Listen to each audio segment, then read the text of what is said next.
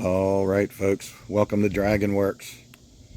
The long anticipated debut 1982 Suzuki GS1100L. I wish I could have went all out on this one and detailing it and all that, but he wants to do that part of it. So here we go. Basically, this reveal is the paint job. I kept telling you, wait till you see it in the sun. And I finally got the sun in the right position to get a good video here. It is a deep burgundy metallic. The side covers also have slight metallic. That's a decal. But unless it's in the sun just right, it's kind of hard to tell. Of course, it doesn't pop as much as the paint, but at least they do match. Sometimes in the camera it looks a little funny, but in person it looks beautiful. I did start to clean the bike up. Originally, I cleaned the forks up, gave them the brush look and what have you, and I started working on the motor and all that. But, you know, time adds up.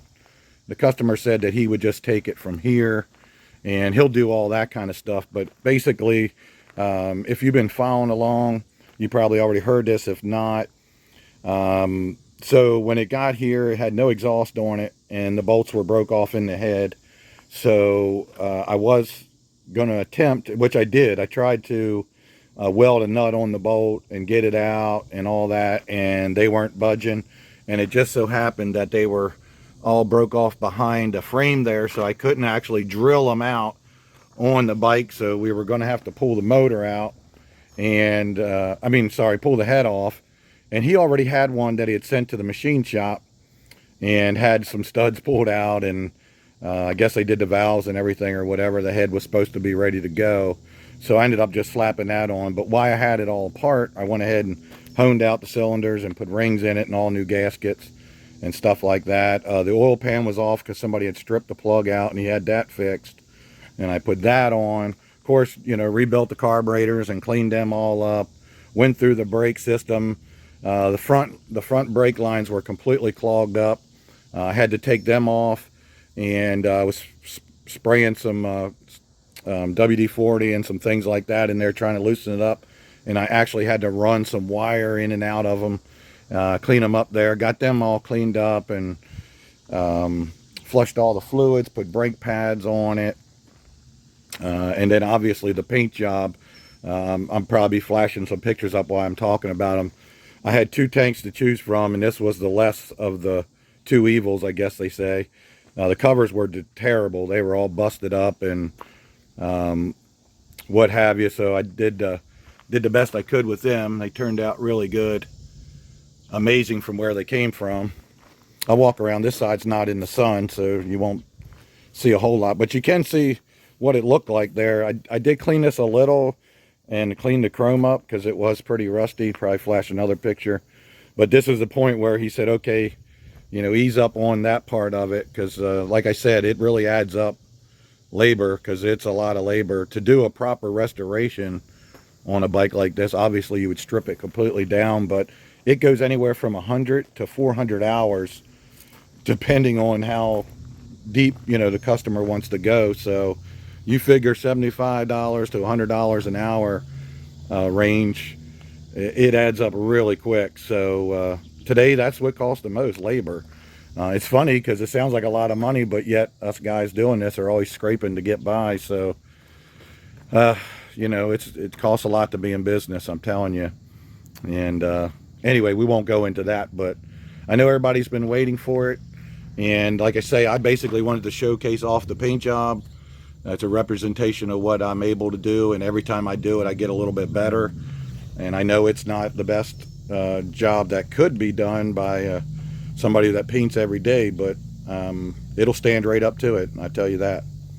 So anyway, that is going to be about it for this one. It's supposed to be going out here today. I hope it leaves soon, because I can't quit polishing on this thing, and it's eating up all my time. I'm supposed to be working on other stuff, but you know, I want things leaving here looking good. And you know, I put a lot of my own sweat equity into this bike. This is a lot of work, and you know, the guy's got a lot of work to go here on it, but that's just the way I like it. So anyway, I'm just rambling on here once again, and I got to get back to work. So Hey, thanks for watching. And okay, guys, gonna do a quick start up here for you. Thing runs awesome. Took it for a ride yesterday. She pulls real good. It's not all the way broke in yet, so I haven't got the RPMs up real high, but she's a runner for sure. He's gonna love it. It's not a cold start. I had it running earlier, so it fires right off every time, and thing just purrs like a kitten. So just gonna start it real quick for you. Always sounds louder in the camera than it actually is.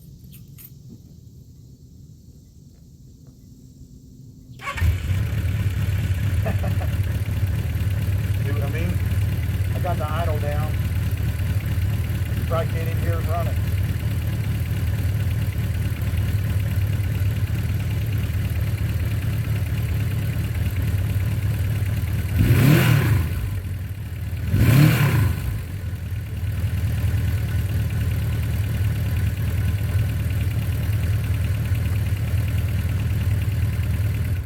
All right, you get the idea.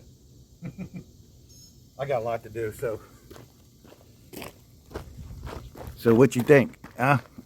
She runs good, don't she? Fires right off, purrs like a kitten. Customer's going to be real happy with that. That's basically what I did here. Mostly mechanical type restoration, and then he let me do the paint job and stuff on it. So anyway, you've already heard this a million times. Thanks for watching, guys. I probably already said this in the other clip. I sometimes put clips together different days at a time, so I don't remember what I've said or whatever. But hey, I appreciate you all following along, and you guys need something done like this, especially the vintage bikes. I love working on them. It's a true passion. It seems like the more I do, the more I like it. So send me some stuff to do. All right, guys, like, share, subscribe, whatever you got to do there.